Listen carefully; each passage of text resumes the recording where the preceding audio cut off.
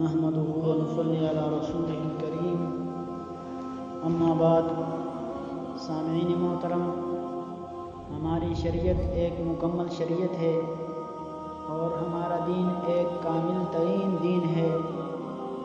ہماری شریعت اور دین کامل کیوں ہے؟ اس لیے کامل ہے کہ اس میں جہاد و قتال کا حکم پایا جاتا ہے، اور کسی دین کو اس وقت تک مکمل دین کہا ہی نہیں جا سکتا جب تک اس میں دفاع اور تحفظ کا کوئی نظام نہ ہو۔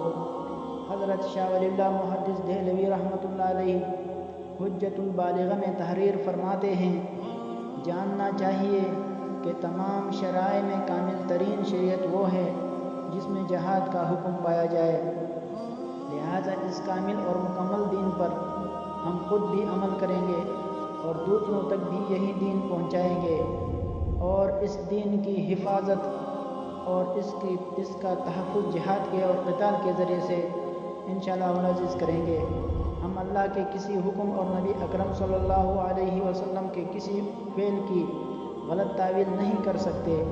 اللہ کے نبی صلی اللہ علیہ وسلم کا ایک ایک فعل اخلاق والا تھا، ایک ایک بات سچی تھی۔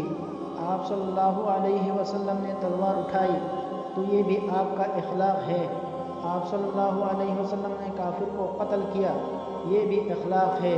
آپ صلی اللہ علیہ وسلم نے کعب بن اشرف کو قتل کروایا تو اس قسم کے منافق یہودی کو مارنا بھی اخلاق ہے۔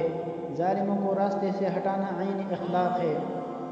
آپ صلی اللہ علیہ وسلم نے ہاتھ میں اسلحہ اٹھایا، یہ اسلام کا حکم تھا۔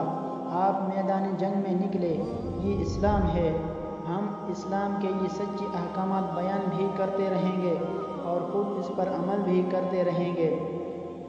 انشاءاللہ العزیز دین کا تحفظ اور دین کے دفاع کے لیے جہاد و قتال کے ذریعے سے جب بھی قربانی کی ضرورت پڑی ہم دریغ نہیں کریں گے اور ہر قسم کا تحفظ کریں گے، اس لیے کہ ہماری شریعت کامل اور مکمل ہے اور ہمارا دین کامل اور مکمل دین ہے۔